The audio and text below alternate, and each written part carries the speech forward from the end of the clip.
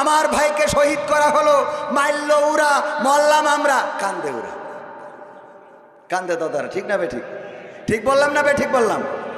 আমি বলেছি দাদারা কান খুলে শুনে নাও, তোমাদের এই প্রোপাগান্ডা বাংলাদেশের মানুষ শুধু নয়, গোটা বিশ্বের ইন্টারন্যাশনাল মিডিয়া কেউ বিশ্বাস করে না।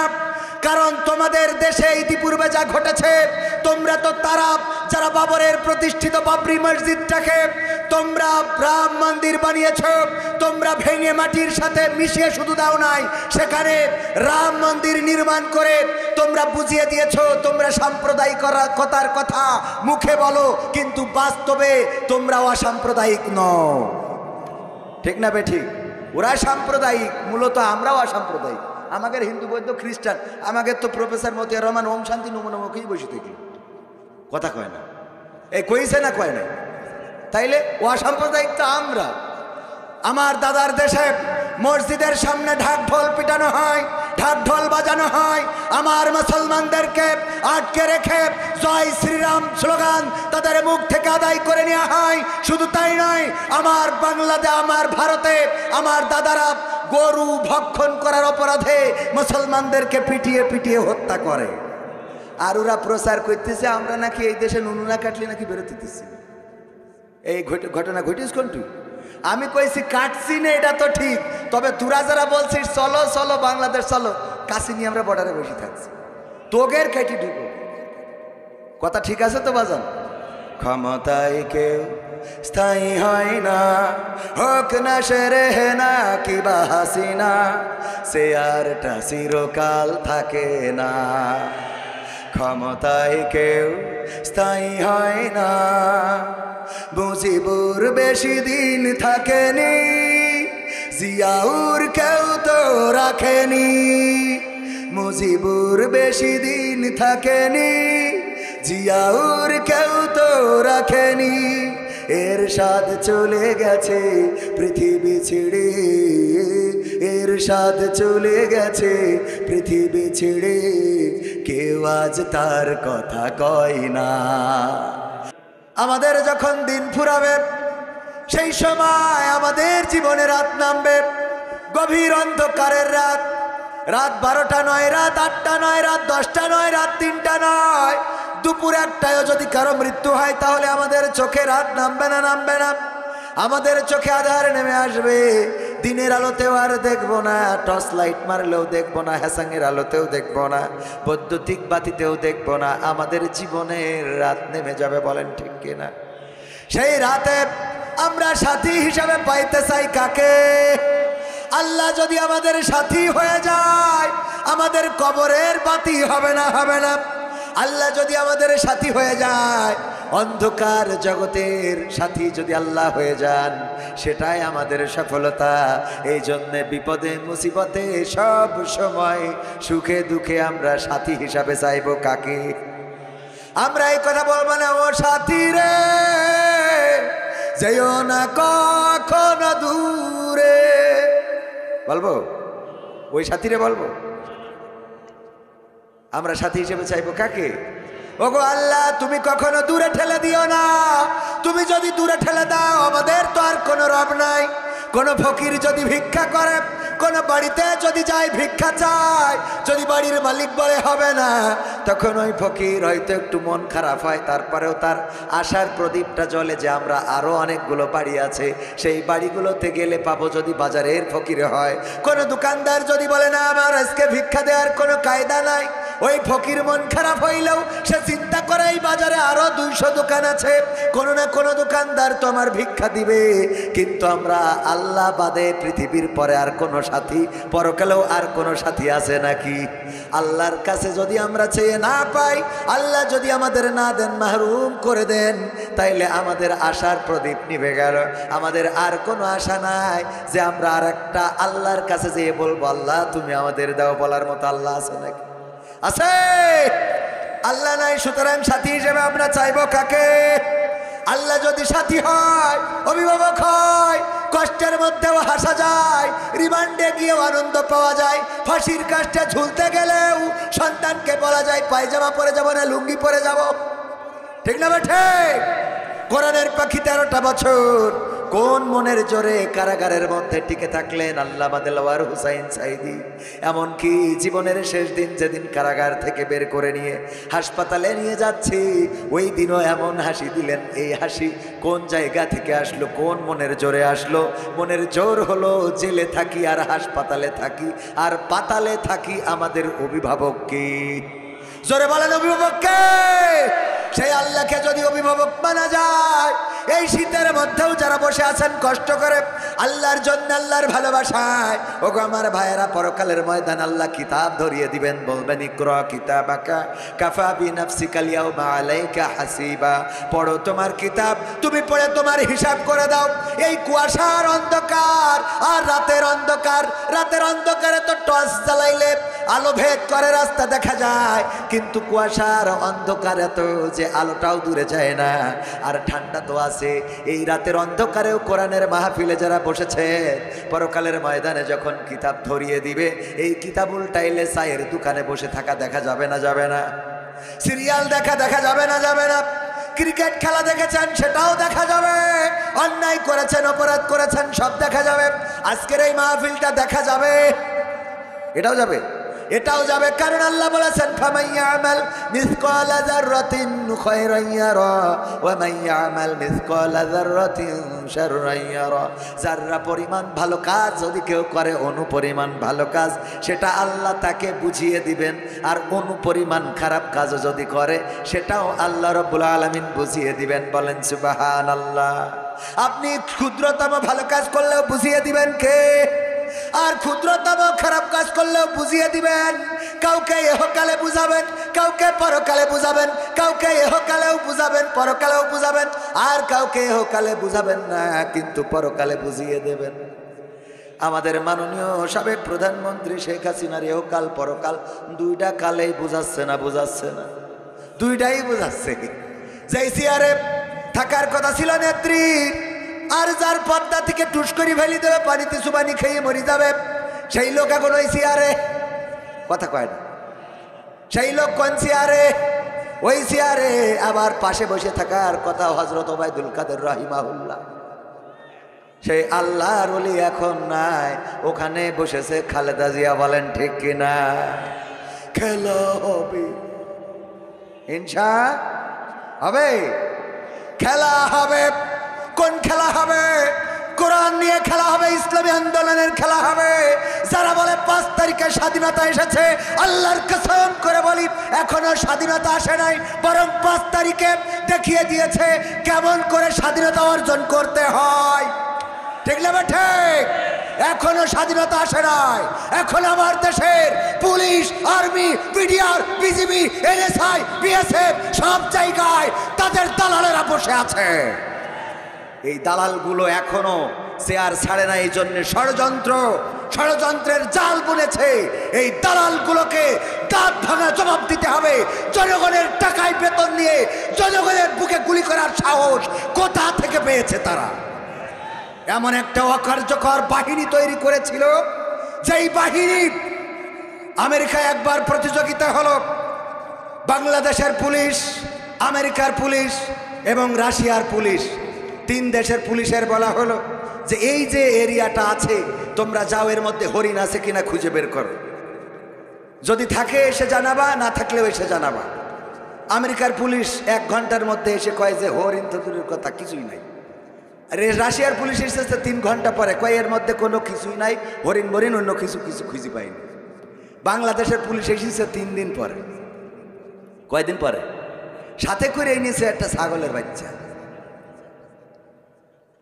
বিচারকরা বলছে কি ব্যাপার, কি ব্যাপার, আপনাদের এত সময় লেগে গেল কেন? কয় আপনি যে বনে পাঠাইছেন, এই বনে তো হরিণ তো দূরের কথা, হরিণের আন্ডা বাচ্চা কিছু নাই। কয় এইটা তো আমেরিকার পুলিশ বুঝেছে 1 ঘন্টায়, রাশিয়ার পুলিশ বুঝেছে 3 ঘন্টায়, তোমাদের 3 দিন লাগলো কেন? বলছে আমরা যখন বনের মধ্যে গেলাম, আমরা কোনো হরিণ যখন পাইলাম না, চিন্তা করলাম কি করা যায়, কি করা যায়। গবেষণা করতে সামনে পালাম ছাগলের বাচ্চা ধরে নিয়ে আইছি। কারণ কি? কারণ হলো স্যার, এই ছাগলের বাচ্চা রিমান্ডে দেন, ও নিজেই বলবে আমি পুলি, আমি হরিণ। ও রিমান্ডে দিল, নিজে বলবে আমি কি? মানে এদের এমন একটা বাহিনী বানাইছিল যারা আসামিকে ওইটা খোঁজে না, ওরা কোনো কিছু হলেই বলে জামাত শিবিরের কাজ। ঠিক না বেঠে?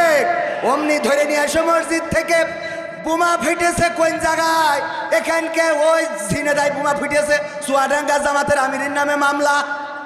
কথা কয় না, মানে মুখস্থ কথা। জামাতের আমির যে কটা ও কটা ধর, বিএনপির নেতা যে কটা ধর, এ কটা ধর। এই একটা অকার্যকর বাহিনী বাংলাদেশে তৈরি করেছিল। এই বাহিনী যতদিন পর্যন্ত বাছাই করে চিরুনি দিয়ে আশ্রয়ে পরিষ্কার করা না যাবে, ততদিন এই বাংলাদেশ কিন্তু স্বাধীন হয় নাই। মাথায় রাখবেন। এখন আমাদের স্টেজ থেকে নামিয়েছে কারা? তারা এখন বলে আমরাও নির্যাতিত ছিলাম। ওরে বাবা, ওরাও নির্যাতিত ছিল। ঠিক বলছি না? ঠিক বলছি ভাইরা আমার। এই জন্যে স্বাধীনতা আসে নাই। স্বাধীনতা যদি আসতো, এখনো ভারতের দালাল তাদের রয়ের নিযুক্ত পত্রিকা শুধু নয়, সাংবাদিকেরা বাংলাদেশ নিয়ে প্রোপাগান্ডা ছড়াচ্ছে। এই দেশে সংখ্যালঘু নির্যাতনের নামে যেই কথাগুলো বলা হচ্ছে, আল্লাহর কসম করে বলি সংখ্যালঘু নয়, বরং বাংলাদেশে সংখ্যাগরিষ্ঠ নির্যাতন হচ্ছে। ঠিক না বেঠে? প্রমাণ কি দেব? এই বাংলাদেশে ইসলাম প্রচারের জন্য এসেছিলেন বঙ্গবন্ধুর পরিবার। সেই পরিবারের সন্তান শেখ হাসিনা সকালবেলা উঠে আগে জায়নামাজ খোঁজেন, জায়নামাজ খুঁজে ফজরের নামাজ পড়ে তারপর কোরআন তেলাওয়াত করে দিনের শুরু করে। আর এমন আউলিয়ারে আমরা হেলিকপ্টারে করি দাদার দেশে পাঠালাম। কথা কয় না? তাহলে সংখ্যালঘু না সংখ্যাগরিষ্ঠ নির্যাতিত হইল? সংখ্যাগরিষ্ঠ।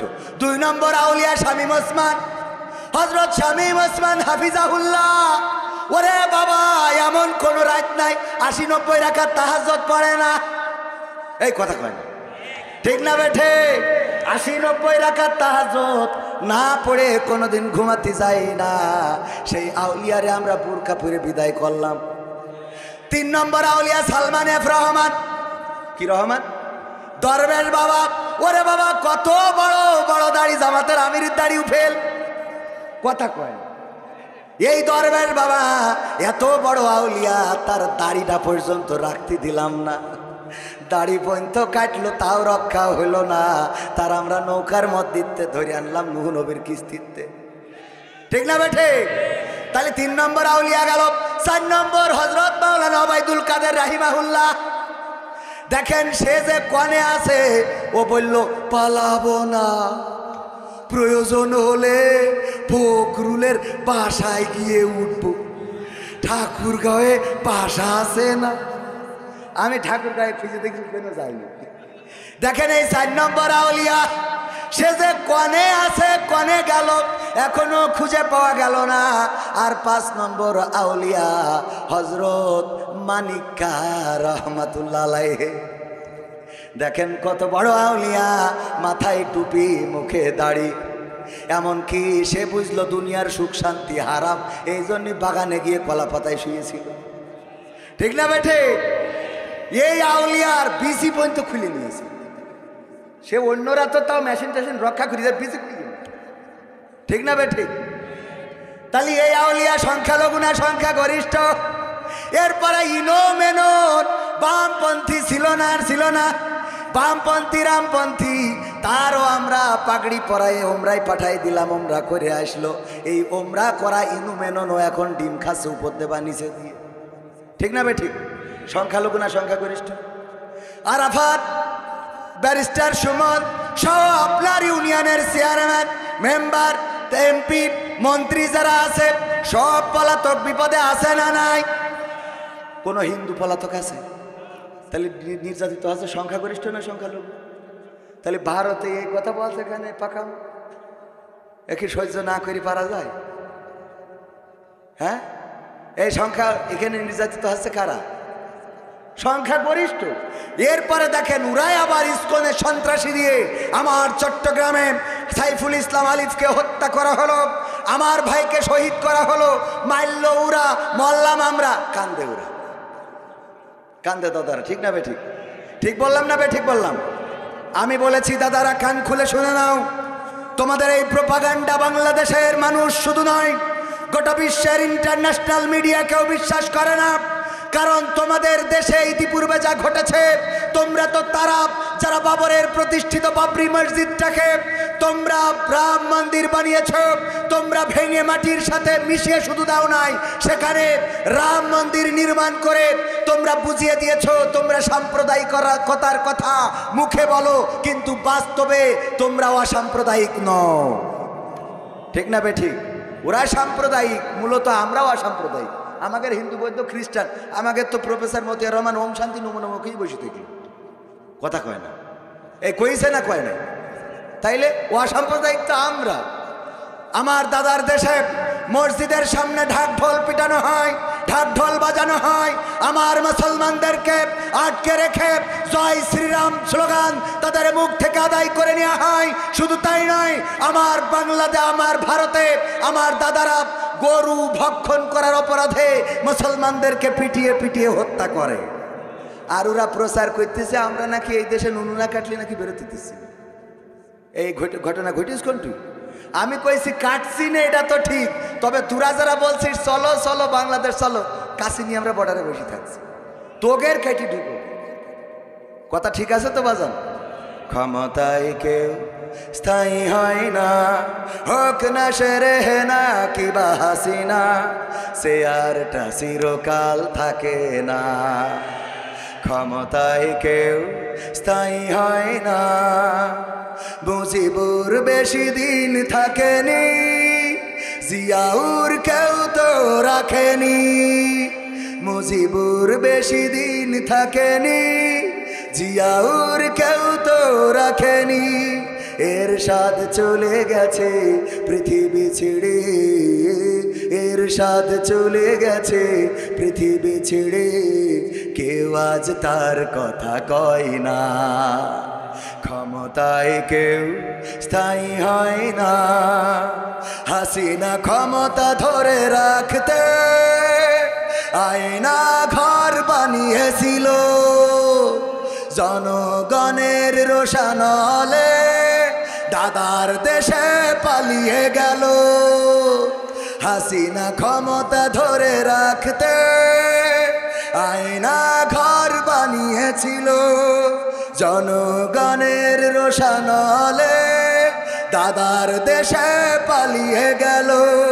ডিবি হারুনের পাশে আর, ডিবি হারুনের পাশে আর পরিমণিদের দেখা যায় না। ঠিক না বেঠে? ক্ষমতায় কেউ স্থায়ী হয় না, হোক না সে হাসিনা কিবা রেহেনা, সিয়ারটা চিরকাল থাকে। এই সিয়ার চিরকাল থাকে না। নমরুদের ছিল না, ফেরাউনেরও ছিল না, আবু জাহেলের ছিল না, আবু লাহাবের ছিল না, তাদেরও বাহিনী ছিল। তারা চিন্তা করেছিল তাদের বাহিনী দিয়ে তারা টিকে থাকবে, কিন্তু না, আল্লাহ রাব্বুল আলামিন ওই সব বাহিনীগুলোকে কাউকে পানিতে চুবিয়ে মেরেছেন, কাউকে মশায় মেরেছেন, আর আবু জাহেলকে কিশোর দিয়ে মেরেছেন, মাজ এবং মুআজ রাদিয়াল্লাহু তাআলা আনহু। ছোট্ট ছোট্ট দুইটা বাচ্চা তরুণ, তারা আবু জাহেলের ঘোড়াকে আগে কতল করেছে, যখন পড়ে গেছে তখন তারে কতল করেছে। ওগো আমার ভাইরা, এই ক্ষমতা ধরেরা যদি না টেকে, তাইলে আমার বাংলাদেশের তাওহীদি জনতা যেভাবে 5ই আগস্টের আগে দাঁড়িয়েছিল, জুলাইয়ের 36 তারিখে যেমন দেশের স্বাধীনতা আনার জন্য রাস্তা সুগম হয়েছে, একইভাবে তাওহীদি জনতা যদি কোরআন বুকে নিয়ে রাজপথে দাঁড়ায়, তাইলে অবশ্যই অবশ্যই সব জালিমের পতন ঘটে যাবে। ঠিক না বেঠে? যাবে না, যাবে না। এই জন্য আমি বলেছি, সাহস নিয়ে দাঁড়িয়েছ তাই মুক্ত হয়েছে জমিন, সাহস করে দাঁড়ালে আর একবার কায়েম হয়ে যাবে দিন। নয় নয় নয় আর কোনো ভয়, আনতে হবে দিনের বিজয়। নয় নয় নয় আর কোনো ভয়, আনতে হবে দিনের বিজয়, দিনের বিজয়। যারা ভেবেছিল ছাড়বে না আর ক্ষমতার ওই মাসনদ, দেখেছে তারা রবের পাকড়াও কি করে করে নাস্তানাবুদ। যারা ভেবেছিল ছাড়বে না আর ক্ষমতার ওই মাসনদ, দেখেছে তারা রবের পাকড়াও কি করে করে নাস্তানাবুদ। তাই নয় নয় নয় আর কোনো ভয়, আনতে হবে দিনের বিজয়, দিনের বিজয়। মানুষের সাথে যারা করেছে দুশ্মনী, করেছে বাড়াবাড়ি, দেশের বুকে তাদের হয়নি তো জায়গা, যেতে হলো মামার বাড়ি। ঠিক না বেঠে? মানুষের সাথে যারা করেছে দুশ্মনী, করেছে বাড়াবাড়ি, দেশের বুকে তাদের হয়নি তো জায়গা, যেতে হলো মামার বাড়ি। তাই নয় নয় নয় আর কোনো ভয়, আনতে হবে দিনের বিজয়, দিনের বিজয়। কাবা রক্ষাই যেই মহারব পাঠিয়েছিলেন আবাবিল, আজও তিনি দয়াময় তেমনই আছে, বদলেনি তো এক তিল। কাবা রক্ষাই যেই মহারব পাঠিয়েছিলেন আবাবিল, আজও তিনি দয়াময় তেমনই আছে, বদলেনি তো এক তিল। তাই নয় নয় নয় আর কোনো ভয়, আনতে হবে দিনের বিজয়, দিনের বিজয়। সাহস নিয়ে দাঁড়িয়েছ তাই মুক্ত হয়েছে জমিন, সাহস করে দাঁড়ালে আর একবার কায়েম হয়ে যাবে দিন। ঠিক না বেঠে? আমার আবু সাইদ দাঁড়ালো, বুকটা পেতে দিল, আর আমার কুলাঙ্গার পুলিশেরা, এখনকার পুলিশের আবার মাইন্ড করার দরকার নেই, ভালো মানুষ, আল্লাহর ওলি পীর সাহেব যা দুটা আছে এসে বলছে আমরাও নির্যাতিত, অসুবিধা সব মাইনে নিলাম, তোরা খুব ভালো মানুষ, আল্লাহর ওলি সব ফেরেশতা। জনগণের টাকায় বেতন পেয়ে জনগণের শাসন করবা পুলিশ, এটা মানা হবে না।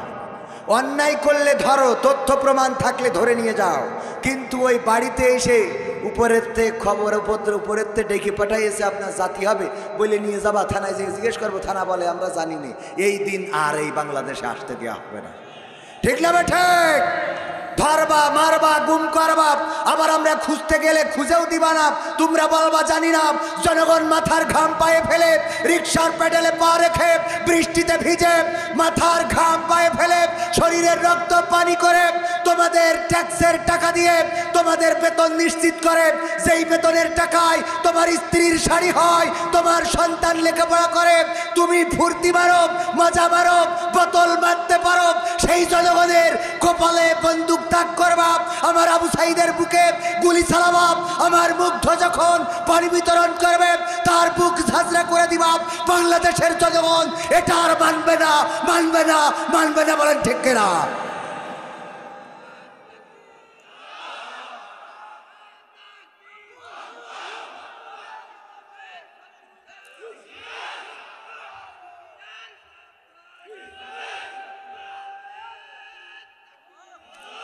সম্মানিত ভাইয়েরা, স্বাধীনতা এমনি আসে নাই। যখন দাঁড়িয়েছে বাংলাদেশের জনগণ, মৃত্যুকে পরোয়া করে নাই। আমার তরুণ, আমার কিশোর, আমার অভিভাবক, আমার বৃদ্ধ বাবার বৃদ্ধ বনিতা যখন রাজপথে নেমেছে, আমার বোন কত সুন্দর করে বলেছিল, পিছনে পুলিশ, সামনে স্বাধীনতা, সুতরাং স্বাধীনতার দিকে এগিয়ে যাব। যেই স্বাধীনতার জন্য আমার বোনেরা রক্ত দিয়েছে, আমার ভাইয়েরা রক্ত দিয়েছে, পঙ্গুত্ব বরণ করেছে, শহীদ হয়েছে, সেই বাংলাদেশের জনগণ আর স্বৈরাচারী শাসন মেনে নেবে না। সুতরাং সিঙ্গাপুরের মতো হতে হবে। যারা বলে দেশ এখন সিঙ্গাপুর হয়ে গেছে, দেশ এখন আমেরিকা হয়ে গেছে, আমরা তাদেরকে বলতে চাই এই দেশ সিঙ্গাপুর আমেরিকা বানাবো। সিঙ্গাপুরের পুলিশের আদর্শ হলো জনগণকে স্যার বলা। জনগণকে বলে স্যার কি প্রবলেম বলেন। আমার দেশের কারণ কি? কারণ জনগণের টাকায় তোর বেতন হয়।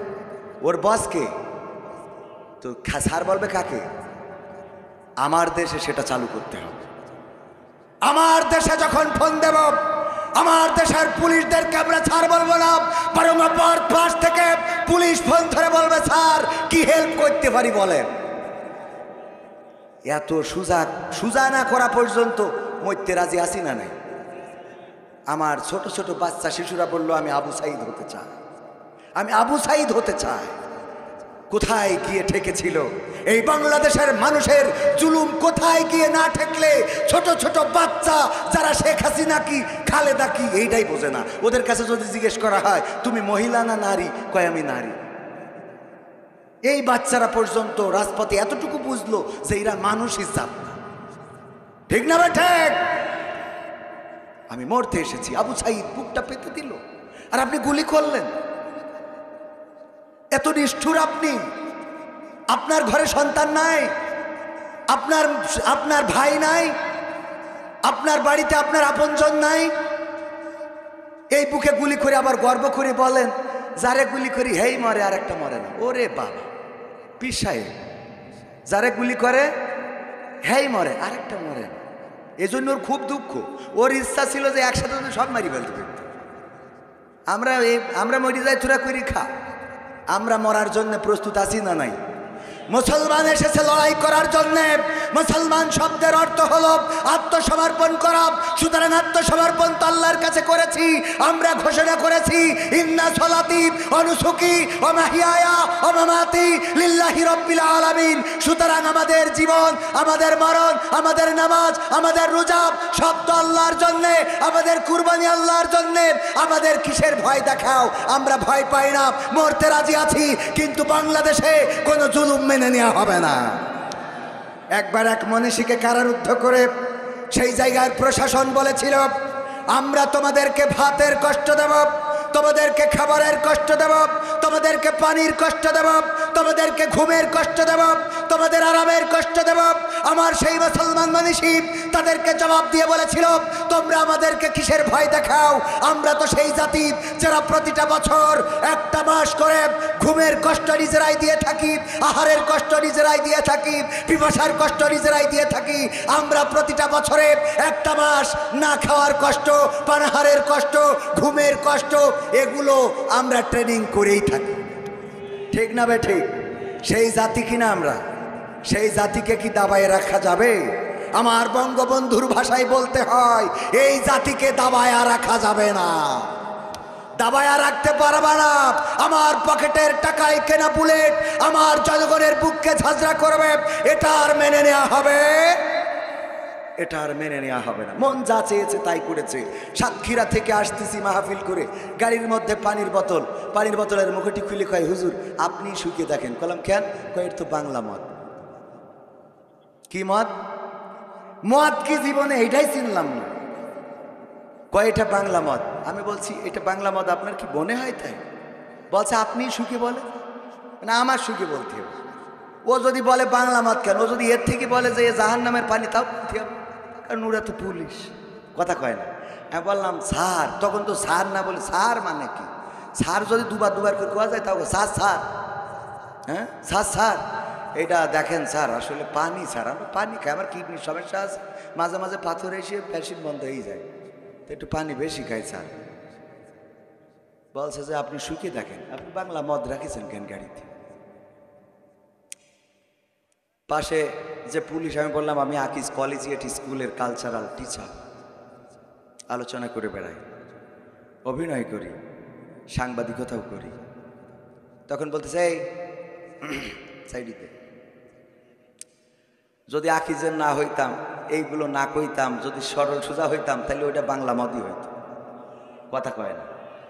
এই দিন বাংলার জনগণ আর দেখতে চায় না, এই দিন বাংলার জনগণ আর দেখতে চায় না। আমার আলেমদের হাতে হাত করা, পায়ে ডান্ডা বেড়ি জানাজায় দাঁড়িয়েছে, গায়েবালা জানাজায় দাঁড়ানো ইমামকে টেনে নিয়ে চলে গেছে কুলাঙ্গার। নামাজের মধ্যেও তোমরা আমার ইমামদেরকে নামাজ পড়তে তাও নাই বলেন ঠিক না? এই দিন বাংলার জনগণ আর দেখতে কোথায় গেল এমপিরা সব, কোথায় গেল মন্ত্রীরা সব, কোথায় কাদের কাকা? তাদের ছাড়া দেশটা এখন লাগে ফাঁকা ফাঁকা। পালাবো না, পালাবে না, পালাবে না, যাই না তবু দেখা। পালাবে না, পালাবে না, যাই না তবু দেখা।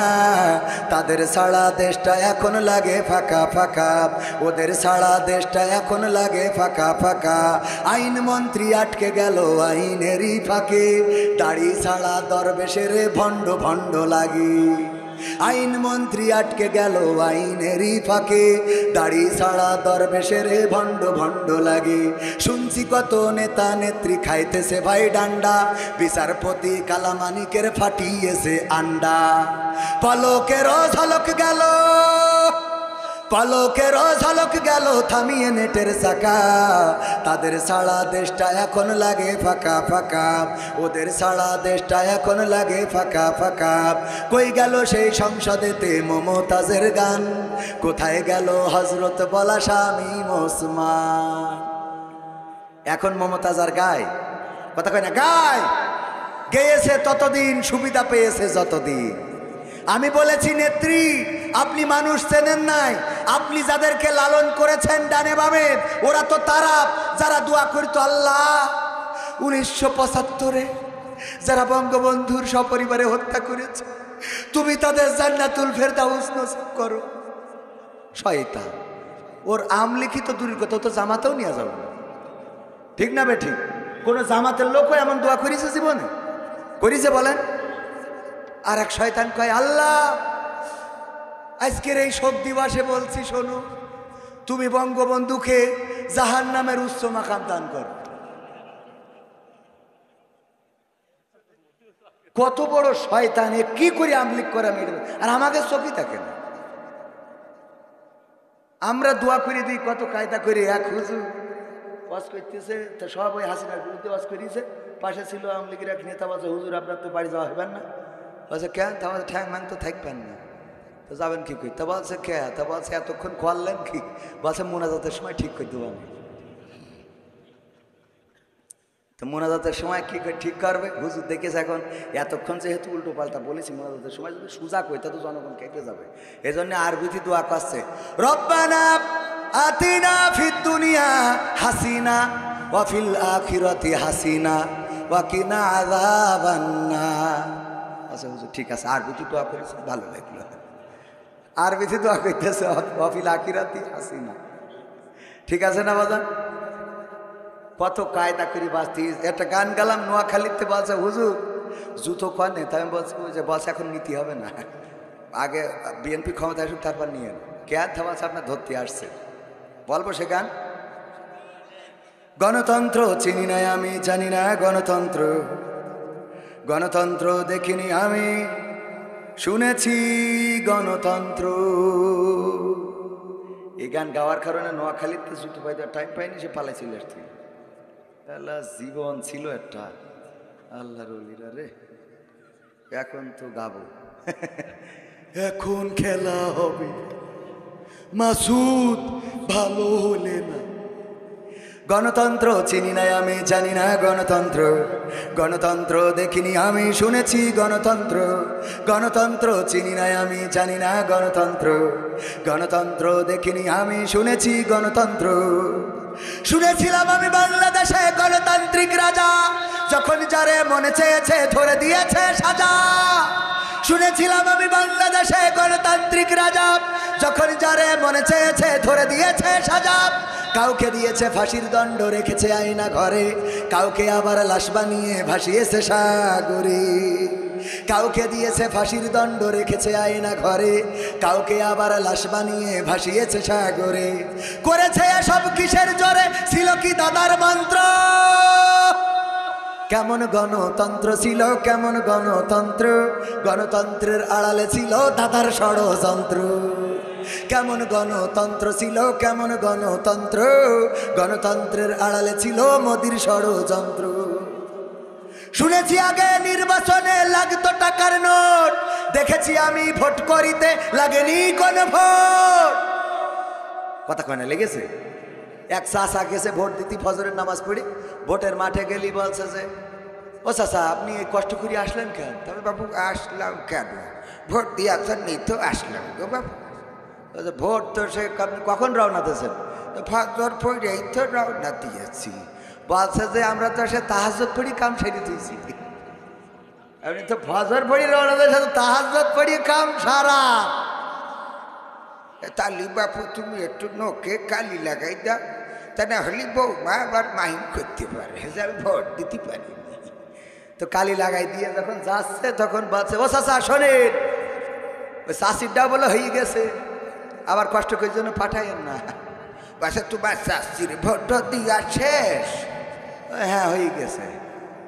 তো বাসা আল্লাহ কত বড় নেমো খারাঙ্গ, কার সাথে সম্পর্ক করেছি, সংসার করেছি, ওর সাথে আমি জান্নাতেও যাইতে চাই না। আল্লাহ তুমি বেঈমানের কবরে, বেঈমানের তুমি আল্লাহ জাহান্নামে দিও। তারপর ওই ভোটের ওরা বলছে যে কি চাষির সাথে কি খুব বাদাবাদি নাকি? বলছে বাদাবাদি ছিল না বাপু, আজকে তো হইল। কেন? বলছে ও দেখো 12 বছর ধরে মরে গেছে, তা ভোটটা দিয়ে গেছিস তাহলে আমার সাথে একটু দেখা করিয়ে যাবি না? বুড়োটা কেমন ভাবে আসি, দিন কিভাবে যায়, একটু খোঁজটা দিয়ে যা।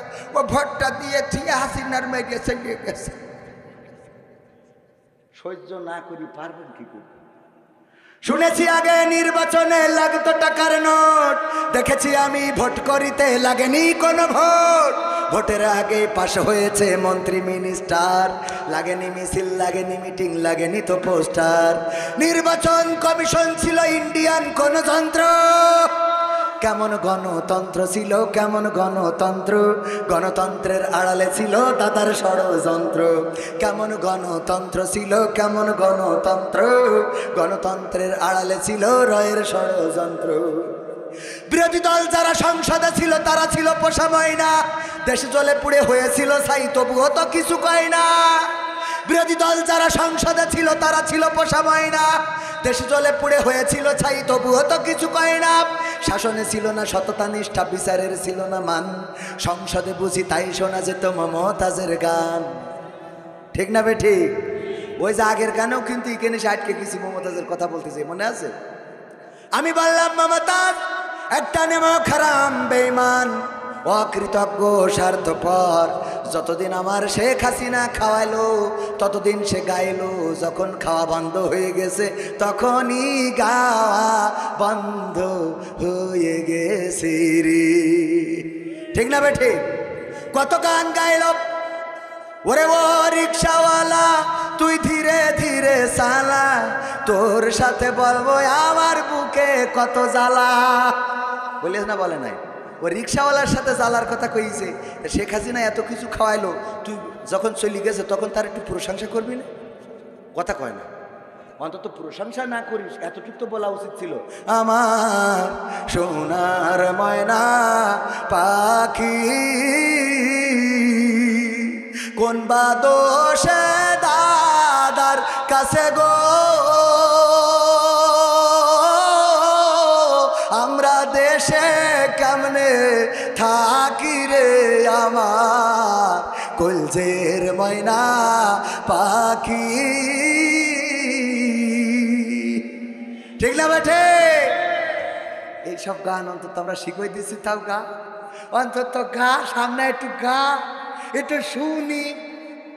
গাছে পায়খানা ঘরে যাই, ফাঁকা মাঠে যাইয়ে, বাগানে যাইয়ে, ও আমার দরদি আগে জানলে, আগে জানলে তোর ভাঙা নৌকায় চড়তাম না, ভাঙা নৌকায় চড়তাম না, আর এই বিপদে পড়তাম না। ওরে বর্ডারেতে খাইলাম ধরা, বিসিটাও তো পাইলাম না। আগে জানলে, আগে জানলে তোর ভাঙা নৌকায় চড়তাম না। কথা কয় না, গাচ্ছে না গাচ্ছে না? তাহলে আমরা গানে ফিরে যাই। বিরোধী দল যারা সংসদে ছিল তারা ছিল পোষা ময়না, দেশে জ্বলে পুড়ে হয়েছিল ছাই, তবুও তো কিছু কয় না। শাসনে ছিল না সততা নিষ্ঠা, বিচারের ছিল না মান, সংসদে বুঝি তাই শোনা যেত মমতাজের গান। বিরোধী দল নাই, ওটা তো ছিল ডিজিটাল ষড়যন্ত্র। কেমন গণতন্ত্র ছিল, কেমন গণতন্ত্র, গণতন্ত্রের আড়ালে ছিল রয়ের ষড়যন্ত্র।